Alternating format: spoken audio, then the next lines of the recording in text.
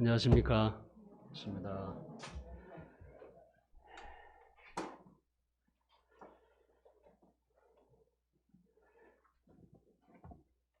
주일에 마가복음 말씀을 이렇게 쭉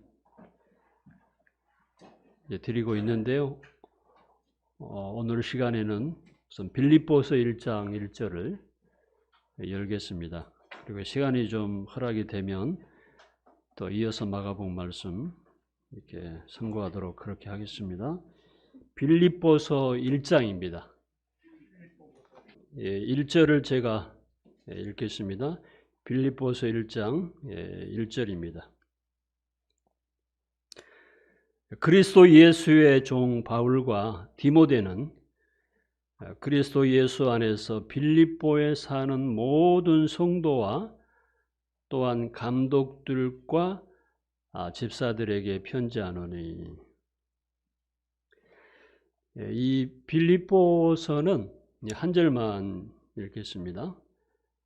사도 바울이 성령님의 감동하심으로 써서 빌립보 교회에 보낸 하나님의 말씀입니다.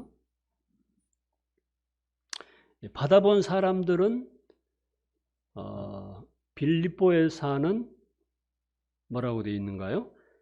모든 성도라 그랬습니다. 그리고 그 후에 또한 감독들과 집사들에게 편지한다. 여러분, 바울 서신이나 서신서를 읽어보게 되면 서두에 수신자, 그러니까 쓴 사람이 누구이고 그 서신의 말씀을 받아서 보는 사람이 누구인지를 알 수 있는데요. 로마서 1장 7절 열지 않겠습니다. 7절에도 보면은 로마에서 하나님의 사랑하심을 받고 성도로 부르심을 받은 모든 자에게 그랬습니다. 사도 바울이 로마에서 하나님을 사랑을 받은 사람들, 성도라고 되어 있어요. 성도로 부르심을 받은 모든 자에게 그랬습니다. 그러니까 로마서의 수신자는 누구입니까? 바로 성도로 부르심을 받은 사람들입니다. 그럼 고린도 교회에 서신을 보낼 때도 마찬가지인데요. 고린도에 있는 하나님의 교회, 곧 그리스도 예수 안에서 거룩하여지고 성도로 부르심을 받은 자들에게, 그러니까 고린도 전서도 고린도 후서도 사실은 그 수신자는 성도들입니다. 고린도후서 1장 1절에도 아가야에 있는 모든 성도에게 그랬어요.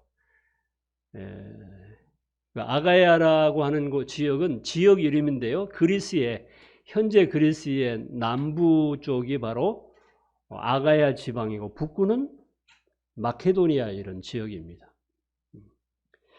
그래서 아가야, 이 그리스 남부 지역에 있는 모든 성도에게 라고 이렇게 쓰고 있는데 바로 고린도 전후서의 수신자들도 마찬가지로 성도들이다 그랬습니다. 에베소서 1장 1절에도 에베소에 있는 성도들과 그랬어요. 또 골로새서 1장 1절에도 보면 골로새에 있는 성도들이라고 되어 있습니다.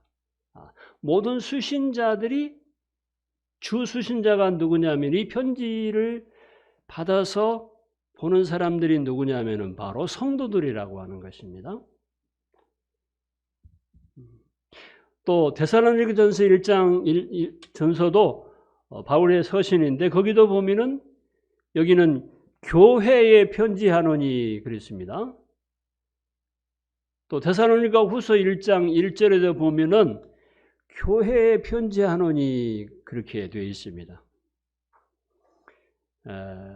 성도 한 사람이 모여서 이루어진 그 모임이 바로 교회입니다. 하나님의 최고의 가치는 하나님이 자기 피로 사신 교회라고 하는 것입니다. 교회는 하나님의 교회입니다. 하나님의 생명을 핏값을 지불하고 사신 교회라 이렇게 말씀하고 있습니다. 그래서 우리가 하나님을 사랑하는 것이 구체적으로 교회를 사랑하는 것이 되겠지요. 교회를 핍박하는 것은 뭐가 되겠습니까? 하나님을 핍박하는 것이 되겠습니다. 성도를 핍박하는 것은 교회를 핍박하는 것이요. 하나님을 핍박하는 것이 되는 것입니다. 여러분 잘 아시는 사도 바울이 그 전에 사울이었습니다. 이 사울이라는 사람이 유태교인이었는데 율법에도 아주 철저한 하나님을 너무너무 열심히 잘 섬기는 사람이었는데 그는 교회를 박해하는 이런 아주 선봉에 선 사람이었습니다. 그가 교회를 박해하고 이렇게 다닐 때 공문서를 가지고 다녔어요. 다메섹이라고 하는 그 도시로, 다마스커스입니다. 현재는 그 도시로 성도들을 잡아서 감금하기 위해서 공문서를 가지고 그 다메섹으로 가는 그 도로 위에서 갑자기 어떤 일이 벌어졌느냐 하면 그날 낮이었는데요. 대낮이었는데 햇빛보다도 더 강한 빛이 성도들을 잡으러 가는 그 사울이라는 사람의 주변에 내리비쳤습니다. 그러니까 얼마나 강한 빛이었겠습니까? 그러니까 그 강한 빛에 의해서 사울이 엎드려졌습니다. 땅바닥에 이렇게 엎드려져서 꼼짝도 하지 못하고 있었는데 소리가 들렸어요. 뭐라고 소리가 들렸나요? 사울아, 사울아, 내가 어찌하여 나를 박해하느냐, 그렇게 소리가 들렸습니다. 그래서 이 사울이 묻습니다. 아니, 당신은 누굽니까? 그럴 때 한 번 더 소리가 들리기를 나는 내가 핍박하는, 박해하는 예수라고 말씀하셨어요. 그러니까 사울은 예수님을 박해한 적이 없습니다. 그런데 예수님은 성도들을 박해하는, 핍박하고 공문서까지 가지고 다니면서 잡아 드리려고 하는 이런 사울을 가리켜서 네가 왜 나를 핍박하느냐고 그랬다고 하는 거예요.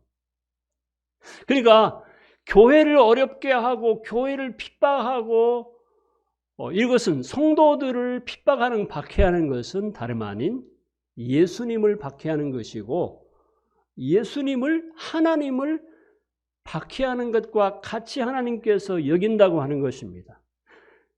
교회가 핍박을 당할 때, 성도들이 핍박을 당할 때, 박해를 당할 때 하나님은 아무런 무슨 대책 없이 그냥 바라봐 보시는 것으로 우리가 오해할 수 있습니다. 그러나 그렇지 않습니다. 분명히 자, 스데반의 경우를 한번 생각해 보시면은요. 자, 스데반이라는 그 예루살렘 교회 집사가 유대인들을 향해서 말씀을 전합니다. 그럴 때 그 유대인들이 그 말씀을 듣고서 어떤 현상이 일어났냐면 마음이 찔렸다고 그랬어요. 보통 스데반은 성령의 감동하심을 통해서 말씀을 전했는데 왜 유대인들이 그 말씀을 듣고서 마음이 찔렸을까요? 그러면서 마음이 찔려가지고 이를 갈고 있었다 그랬습니다. 아니, 하나님의 말씀을 전하는데 그냥 구역에 나와 있는 하나님의 말씀을, 구약의 말씀을 증거하는데 아니 왜 이를 갈았을까요? 유대인들이 하나님을 섬기는 사람들인데 율법에 철저한 사람들이었고. 그런데 그 하나님의 사람 스데반이 하나님의 말씀을 증거하는데 마음이 찔려가지고 나타나는 현상이 뭐냐면은 이를 갈았습니다. 그때 성령이 충만해가지고 스데반이 하늘을 우러서 주목하면서 하나님의 영광을 보았습니다. 그 이상한 현상이죠. 그리고 예수님께서 하나님 그 보좌 우편에서 서 계신 것을 보았습니다. 근데 스데반이 그 말씀을 전하다가 하나님의 영광을 보고 그리고 예수님께서 하나님 보좌 우편에서 서 계신 것을 내가 보노라 이렇게 말하니까 유대인들이 어떤 이제 마음이 찔려서 이를 갈다가 어떤 행동을 취하냐면은 큰 소리를 지르면서 귀를 막았습니다. 그리고 일제히 스데반에게 달려들어 가지고 돌을 던져서 돌에 맞아서 스데반이 죽습니다. 소위 순교를 당하는 것이죠. 정말 아이러니하지 않습니까? 시편 16편 3절을 찾지 않아도 들으십시오. 땅에 있는 성도는 존귀한 자들이니 나의 모든 즐거움이 그들에게 있도다 말씀해 주고 있습니다. 자, 이 땅에서 귀한 사람들은 어떤 사람들일까요? 권세 있는 사람들이라고 사람들은 보편적으로 생각합니다. 대통령이나 혹은 장관들이나 혹은 국회의원들이나 보통 이렇게 권세 있는 사람들을 귀한 사람들이라고 보통 사람들은 여기고 있죠. 그러나 성경은 분명히 말하기를 땅에 있는 사람들 가운데 존귀한 사람들이 누구냐? 성경은 성도들이라고 말씀해 주고 있습니다. 성도들이 존귀한 사람들이라고 하는 것입니다. 그래서 하나님의 모든 즐거움이 그 성도들에게 있다라고 말씀해 주고 있습니다. 갑자기 그 생각이 나는데요. 전에 저 목포교회 한 자매님의 어머님이 여기 어디예요?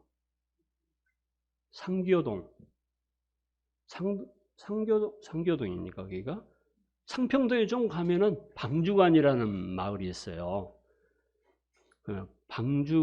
방주교회인가? 여기 있거든요. 거기에 이제 교회를 잘 다니고 계시는 분이셨는데, 제가 이제 부탁을 받고 우리 어머니 믿음의 문제를 좀 확인해 주십시오. 부탁을 받고 이제 갔더니 그 어머니 제가 지금도 아직 몇 년이 지났는데도 기억하는 것은 방주 간교회인지 방주 교회인지 모르겠는데 어쨌든 제가 가물가물합니다. 우리 방주 교회는 성도들이 한 사람도 없습니다. 이렇게 말씀하시더라고요. 나는 처음에는 이게 무슨 말인가 싶었어요. 그러더니 아니 그러면 성도들이 없으면 누가 있는 겁니까? 그래서 다 집사님이고 권사님이고 장로님이고 목사님입니다. 무슨 얘기인지 아시죠? 그래서 아마 그 교회 그 교인들은 성도들을 아주 시시하게 보는 모양이다. 성도들을 시시하게 보니까 다 집사 되고 싶고 다 장로 되고 싶은 사람들, 권사 되고 싶은 사람들이 있으니까 그냥 교회만 나오면 다 성도 딱지를 띄고 집사님 딱지를 붙여줬는가 보다. 이렇게 이제 생각을 제가 이제 이해를 했습니다. 그러지 않겠어요? 왜 성도들이 없다고 그렇게 말씀하셨을까요? 여러분 그렇지 않습니다. 성도들이 얼마나 존귀합니까? 여러분 성도들보다 더 존귀한 사람들은 이 땅에는 없습니다. 성도들을 너무 시시하게 보지 마십시오. 무가치하게 보지 마십시오.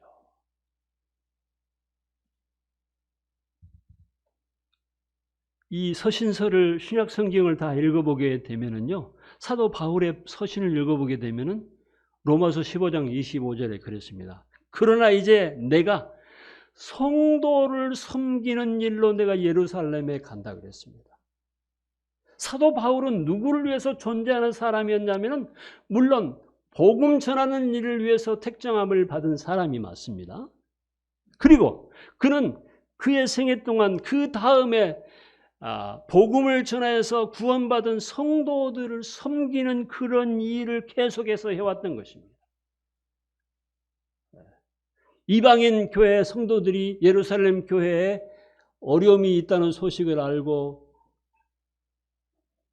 연보를 거두어서 예루살렘 교회에 있는 성도들의 어려움을 채워주기 위해서, 보충해주기 위해서 그 헌금을 연보를 가지고 예루살렘으로 가는 중이다 이렇게 말하고 있는 것입니다. 사실은요, 아까 빌립보서 1장 1절에 여러분 보셨는데 여기 보면은요, 사도 바울이 누구에게 편지를 쓰고 있느냐 하면은 그 첫 번째 대상이 누구냐? 바로 모든 성도들이라고 하는 것입니다.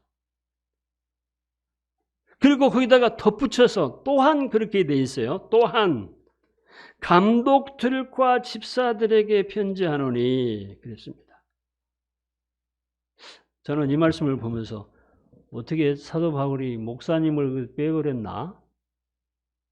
장로님을 빼고 권사님을 빼고 왜 그냥 성도들을 먼저 이렇게 붙였을까? 혹시 그런 생각 안 해보셨나요? 주 대상의 성도들이고 그리고 또한 거기에 덧붙여서 감독들과 집사들에게 편지한다 그랬습니다.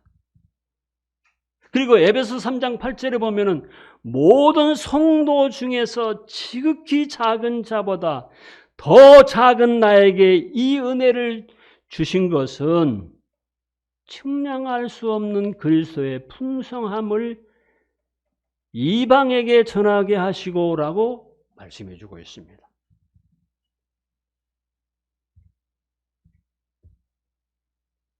그리고 시편 116편 15절에 보면은 성도의 죽는 것을 여호와께서 안 찾으셔도 됩니다. 여호와께서 귀중히 보시는도다 그랬습니다. 시편 찾아보십시오. 집에 가서 116편 15절에 보면은 그냥 성도의 죽는 것을 여호와께서 귀중히 보시는도다. 이게 무슨 의미의 말씀일까요? 사실 죽음이라고 하는 것은 슬프지 않습니까? 슬픈 일이 아니겠습니까? 그런데요, 성경을 이렇게 읽어보게 되면 그 죽음 자체가 꼭 슬픔으로만 하나님은 보시지 않는다고 하는 것입니다.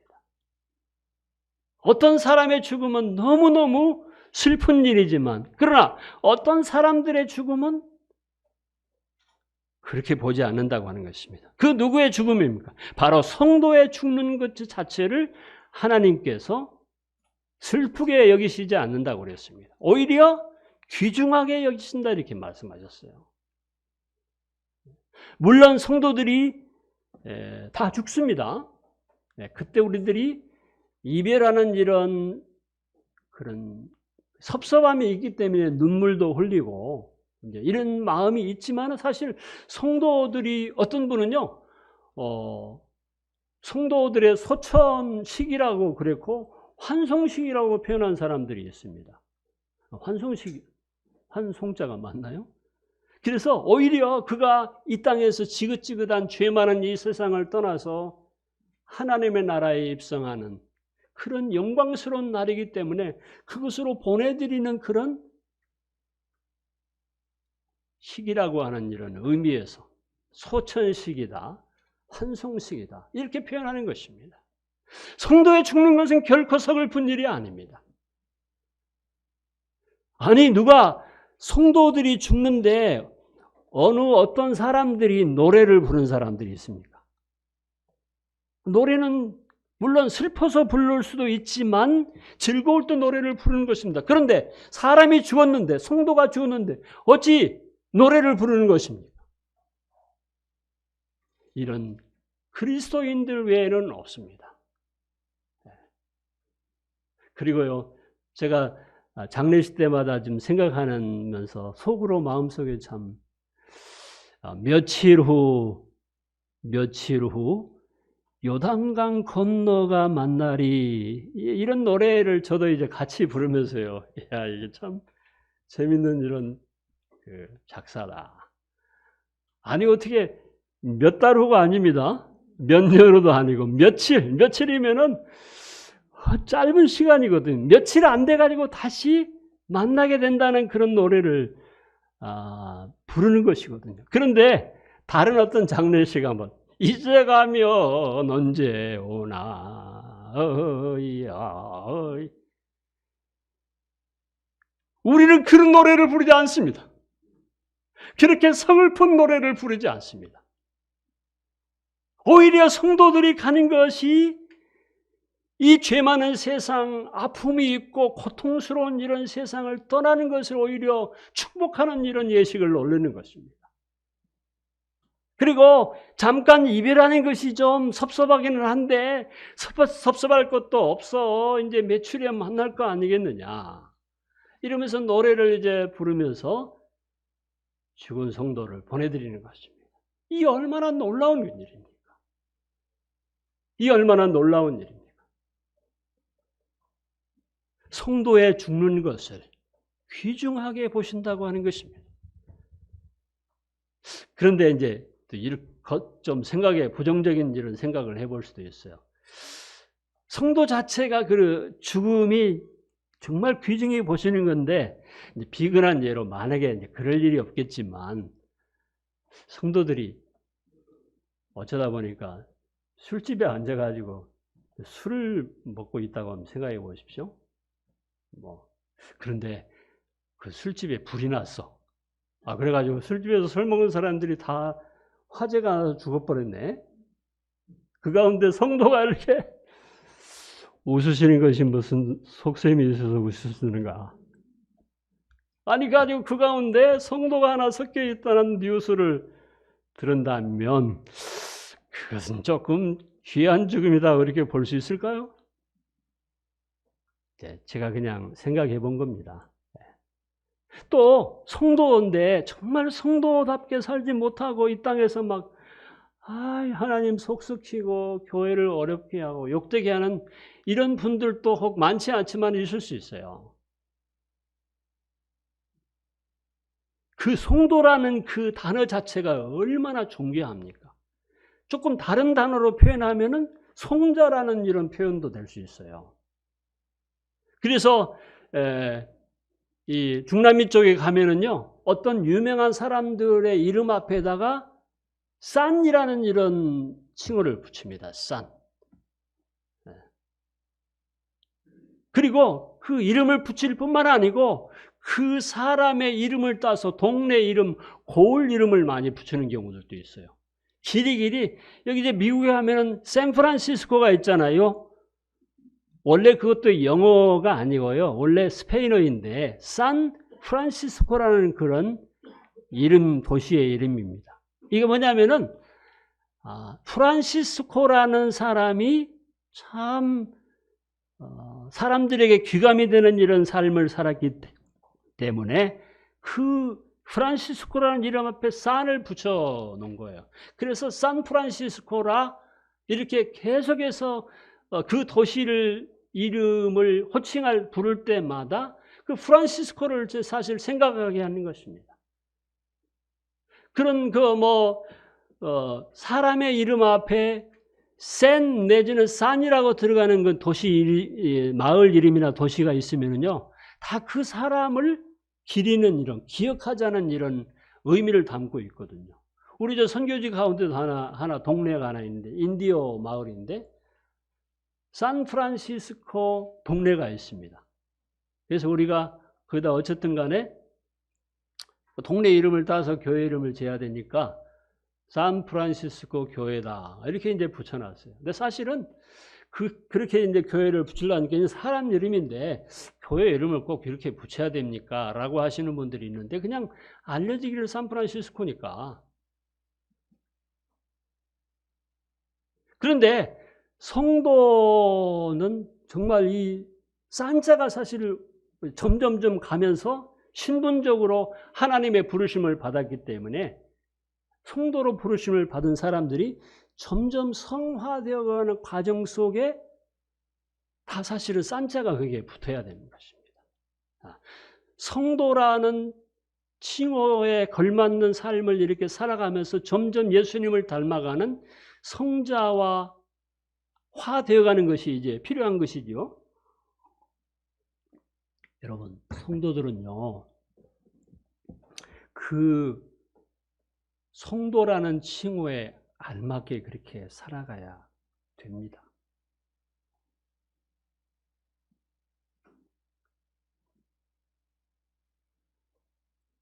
저와 여러분들이 오늘 이 시간에도 성도들인데 정말 성도와 같은 존귀한 삶을 살아야 된다. 주님, 내가 성도에 합당한 삶을 살고 있는지를 살펴보시고 또 그렇게 살게 해주시기를 기도하시면 좋겠습니다. 그런데 만약에 하나님께서요, 성경에서 언급하기를 그러지 못한 사람들이 있잖아요. 그렇게 살아야 되는데. 근데 그런 사람들은 하나님께서요, 갑자기 데려가시는 이런 경우들이 있습니다.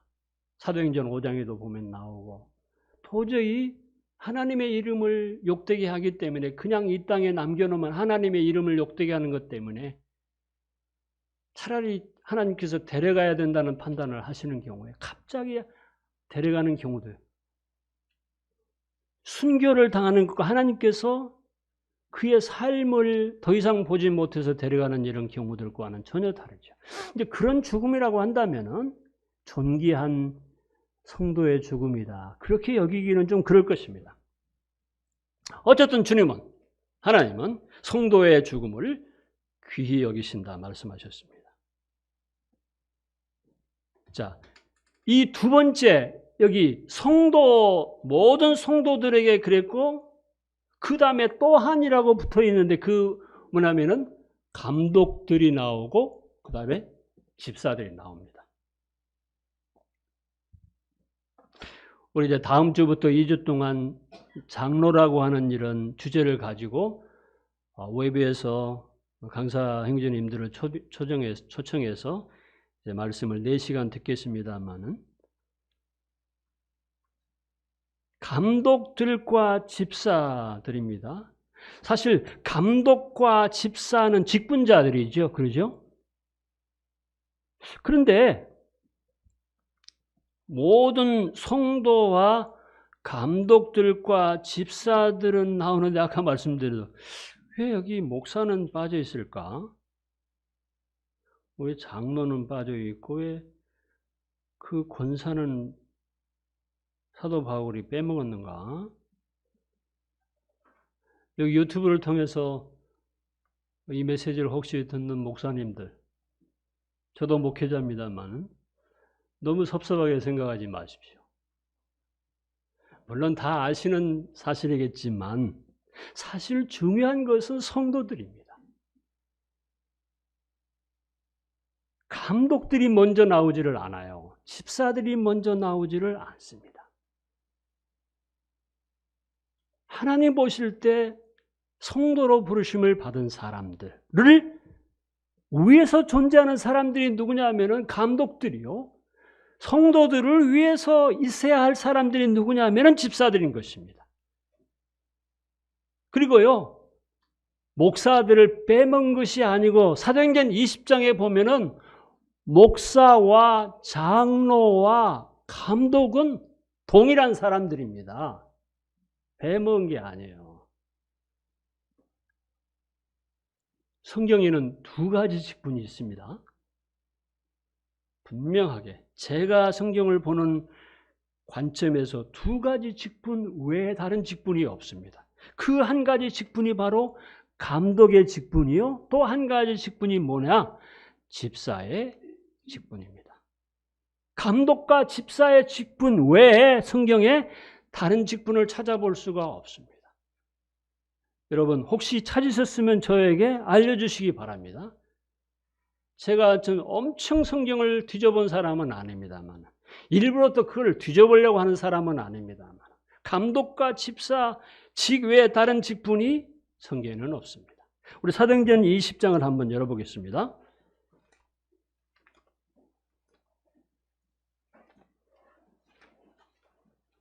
자세한 내용을 이제 2주에 걸쳐서 들으시겠습니다만은 잠깐 거기 언급이 되어 있기 때문에 열어서 한번 보겠습니다.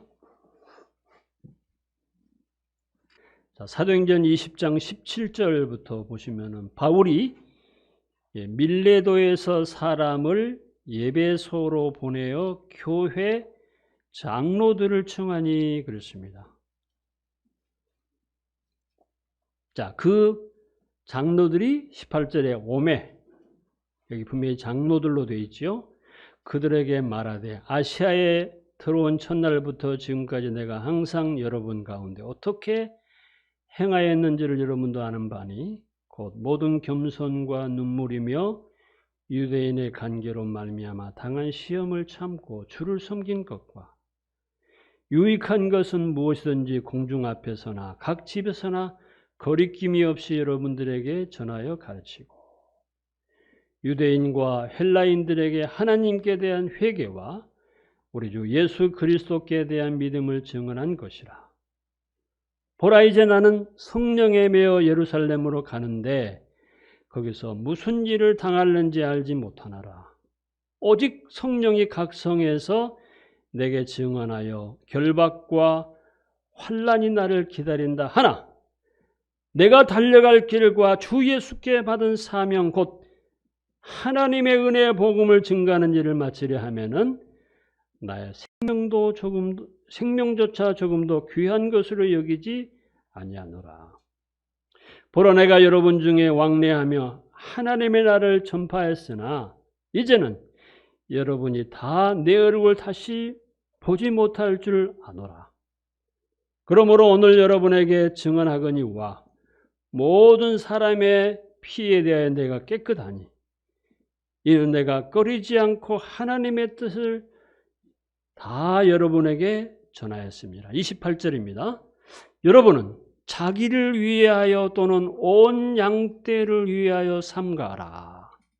성령이 그들 가운데 여러분을 감독자로 삼고, 자, 여기 28절, 아까 17절에는 에베소에서 온 사람들이 누구였나요? 교회 장로들이었습니다. 근데 똑같은 사람들인데 여기서 28절에 보면 또 다른 단어가 나옵니다. 여러분은 자기를 위하여 또는 온 양떼를 위하여 삼가라. 성령이 그들 가운데 여러분을 뭐라고요? 감독자로 삼고, 여기 장로들과 감독들이 똑같은 동일한 사람들인 것을 분명하게 알 수 있습니다. 그 다음에 하나님이 자기 피로 사신 교회를 어떻게 해요? 보살피게 하셨느니라. 이 보살피게 한다고 하는 것은 교회를 돌아보는 것을 말합니다. 교회는 성도들의 모임을 말하는 것인데 하나님께서 자기 피로 사신 교회, 성도들을 보살피게 하셨느니라 라고 할 때 이 보살피게 하셨느니라는 이 단어 자체가 목자를 말하는 것이고 목양을 말하는 것입니다. 여기 목사라고 되어 있지는 않습니다만은 바로 장로들과 감독들과 보살피는 이런 사람들, 바로 목자들이 동일한 사람들인 것을 우리가 알 수 있는 것입니다. 물론 에베소서 4장에는 목사와 교사라고 분명히 되어 있습니다. 그런데 파스토리라고 하는 그 단어가 영어이든지 우리 스페인어도 파스토리라고 되어 있는데요. 그 의미는 어떤 직함적인 그 의미가 아니고 목자라고 이렇게 번역하면 좋은데요. 그것은 성도들을, 하나님의 교회, 주님의 양들을 보살피는, 돌아보는 이런 사람들이라는 의미에서 파스토리라고 되어 있는 것입니다. 보살피는 사람들이라고 하는 것입니다. 그래서 자, 장로들과 감독들과 목사들은 다 똑같은 사람들이에요. 장로 위에 목사가 있는 것이 아닙니다, 여러분. 근데 그것이 오늘날에 있어서 성경을 벗어나 있기 때문입니다. 그러면은 감독들과 장로들과 목자들이 누구를 위해서 존재하는 사람들이냐 하면은 존귀한 하나님의 성도를 위해서 필요한 사람들이고 존재하는 사람들이라고 하는 것입니다. 오늘날 교회 구조가 그렇습니까? 안 그런 것 같지요? 여기 유튜브를 통해서 듣는 목사님들이 어떻게 생각하십니까? 저와 여러분들이 성도들을 위해서 존재하는 사람들입니까? 아니면 성도들이 목사를 위해서 존재하는 것입니까? 성도들이 목사를 섬기는 겁니까? 목사가 성도를 섬기는 것입니까?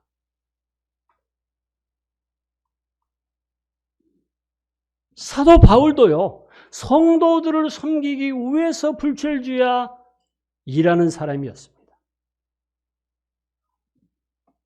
예수님의 리더십을 우리가 생각해 볼 때도 그렇습니다. 예수님은 마땅히 섬김을 받을 자이심에도 불구하고 섬기러 오셨다고 말씀해 주고 있습니다. 세상에 있는 리더들을 보라, 권력자들을 보라 하면서 너희는 그렇지 않다고 말씀해 주고 있어요. 그러면서 예수님은 그 제자들의 발을 겉옷을 벗으시고 수건을 허리에 두르시고 그 제자들의 발을 씻기는 그런 마지막 밤의 속에서도 바로 섬기는 자가 어떤 자인 것을, 물론 그것이 발을 씻게 돼야만 섬기는 것이 아니고 말씀으로도 섬기는 것이고 여러 가지 섬김이 있었습니다. 사실 목자나 감독이나 장로들이나 집사들은요, 어린 성도들을 아직 영적으로 성숙하지 못한 사람들, 먼저 믿고 성숙한 사람들이, 그러니까 장로라는 뜻은 뭐냐면은 영적으로 성숙한 사람들을 말하는 것입니다. 인생의 경험도 사실은 많은 사람들을 말하는 것입니다. 감독은 성도들을 지키는 사람이기 때문에 감독인 것입니다. 그리고 성도들을 돌아보는 이런 사람이기 때문에 목자인 것입니다. 그런데 오늘날의 교회 구조를 보게 되면요, 이것이 반대로 되어 있는 것 같은 이런 느낌을 받습니다. 물론 그렇지 않은 훌륭한 이런 성경적인 이런 리더들이 있긴 있습니다. 그걸 제가 부정하는 것이 아니고.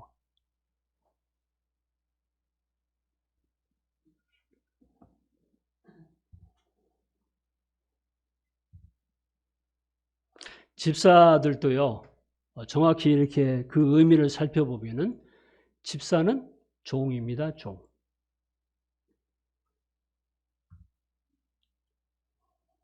성도들의 시중을 드는 사람입니다. 수고하는 사람입니다.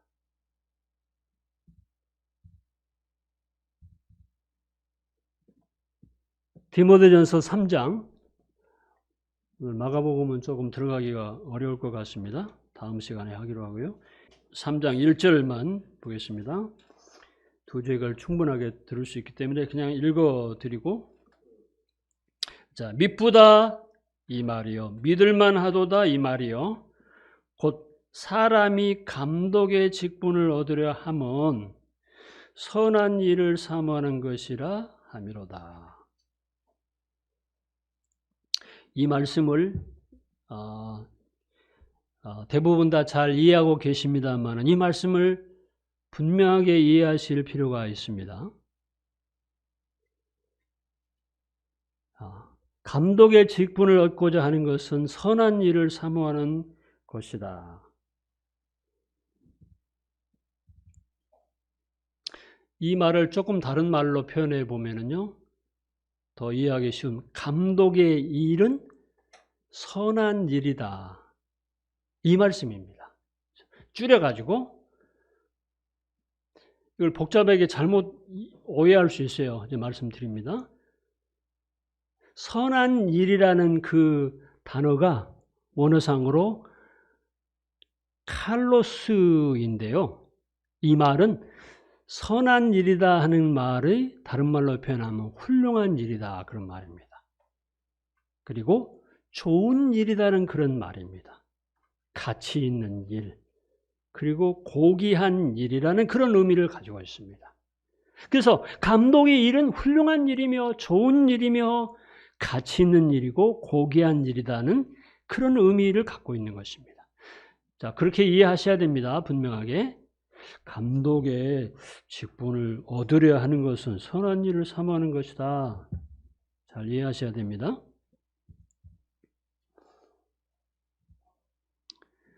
사도행전 아까 2장 28절을 봤는데요. 감독의 일이 왜 훌륭한 일이고 왜 좋은 일이고 왜 선한 일이고 왜 고귀한 일인가에 대해서 설명하고 있습니다.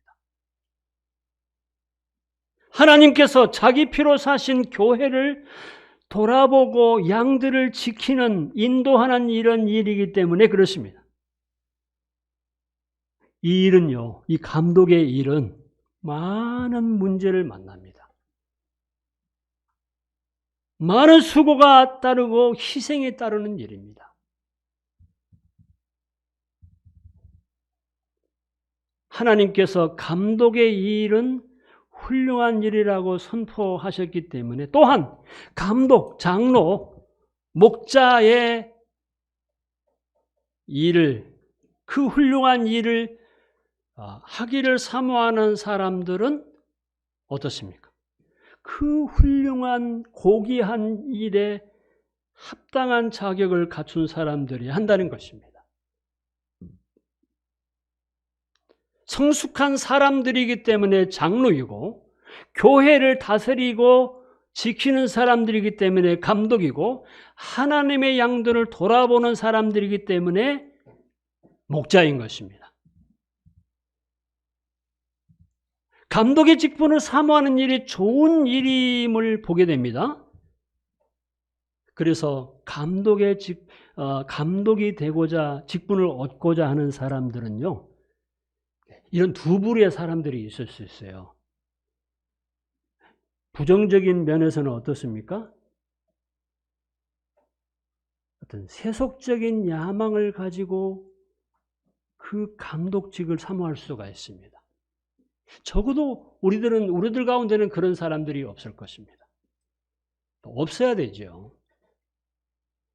아까 서두에 말씀드린 것처럼 그 감독의 직분, 장로의 직분, 그 목사의 직분을 사모하는 그 자체는 그 자체가 훌륭하기 때문에 훌륭한 자격을, 거기에 걸맞는 자격을 갖춘 사람들이어야 되는 것인데,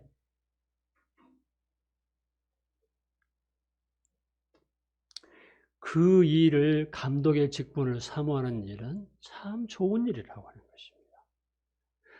부정적인 의미에서 그렇게 세속적인 야망을 가지고 그 일을 사모한다고 한다면 그것은 아니죠. 거기에 가당치도 않는 것입니다. 그래서는 안 되고 또 그런 일이 있어서도 안 되는 것입니다. 그런데 오늘날에 있어서 실질적으로 기독교계에 그런 일들이 있기 때문에 그렇습니다. 제가 구체적으로 말씀을 드리면은 본의 아니게 제가 항의를 받을 수 있기 때문에, 같은 기독교 부류의 안에 있으면서도 그런 일들이 비일비재하기 때문에 제가 말씀을 드리면은 제 얼굴에 침을 뱉는 격이 될 수도 있기 때문에 삼가하겠습니다. 그러나 실질적으로 여러분들의 교회 안에 어떤 모습인지를 한번 살펴보시기를 바랍니다. 성경에서 말씀하신 이 감독의 직분, 장로의 직분, 이 목자의 직분이 정말 그것을 얻고자 하는 것은 너무 고귀한 일이고, 그런데 그 일 자체가 훌륭하기 때문에, 그 일 자체가 고귀하기 때문에 많은 수고가 따른 것이고 많은 문제에 부딪히게 되는 것입니다. 그래서 거기에 걸맞는 자격을 갖춘 사람들이 그 일을, 그런데요, 그런 어떤 목자의 장로직, 감독의 직분을 그냥 명예직으로 생각하기 때문에 오늘날에 그런 문제가 발생되는 것입니다. 마치 정치인들을 뽑는 것 같은 그런 양상이, 세속적인 양상이 교회 안에 들어오는 것입니다. 말을 막 제가 하고 싶은데 삼가하겠습니다. 삼키고. 실질적으로 이 메시지를 듣는 여러분들이요, 살펴보십시오. 개혁이 필요합니다.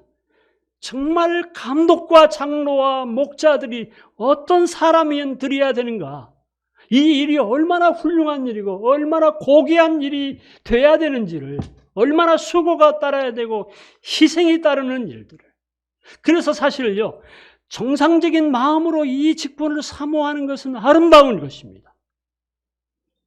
너무 칭찬할 만한 것입니다. 그 일을 어려운 일, 교만, 어떤 야망, 이런 세속적인 어떤 다른 사람들과 같은 이런 시각으로 보면 안 되는 것입니다.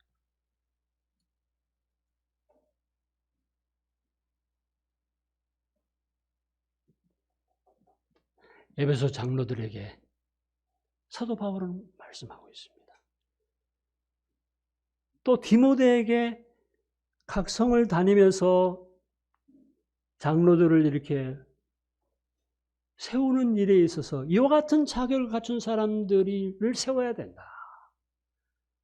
라고 디모데전서 3장 1절에서부터 이제 그 자격을 차근차근 말씀해 주고 있는데 정말 우리는 이 자격에 대해서 잘 살펴볼 필요가 있습니다. 다시 말씀드리지만 이 감독직을 사모하는 일은 잘못된 것이 아닙니다. 아름다운 일입니다. 고귀한 일입니다. 희생을 감수하려고 하는 이런 일입니다. 수고를 감수하고 부딪혀오는 많은 문제들을 감내해야 되는 일은 그것을 알고 있어야 되는 것입니다. 바울이 그렇지 않습니까? 많은 사도들이 그렇지 않습니까? 교회에 기독교 교회 역사를 보게 됩니다. 지도자들이, 감독들이, 장로들이, 목자들이 얼마나 많은 희생을 감내해야만 됐습니까? 그런 의식 자체가 하나님의 교회 안에 있어야 되는 것입니다. 그래야 그런 사람들이 성령에 의해서 존경을 받게 되고 존귀하게 되고 수고를 알아주고 사도 바울은 사도로서 지금 에베소 교회를 돌아보고 있는 그 에베소 장로들에게 권하고 있는 것입니다. 내가 어떻게 했느냐? 여러분들도 앞으로 어떻게 해야 되는 것이냐? 라는 교훈의 말씀을 에베소 교회를 개척하는 데 헌신한 바울로서 정말 이 교회를 사랑하는 바울로서 많은 세월 동안 밤낮으로 그들에게 복음을 전해서 교회가 세워진 교회로서 어떤 사람들에 의해서 그 성도들이 존귀한 하나님의 양들이 돌봄을 받아야 되는지 이를 말하고 있는 것입니다. 우리는 바울 서신을 읽어볼 때 바울의 심장을 읽어볼 수 있습니다. 주님이 그 교회를 핍박하는 성도들을 어렵게 하는 그것에 대해서 예수님은 마치 자기를 핍박하는 것처럼 그렇게 여기고 계시는 것입니다.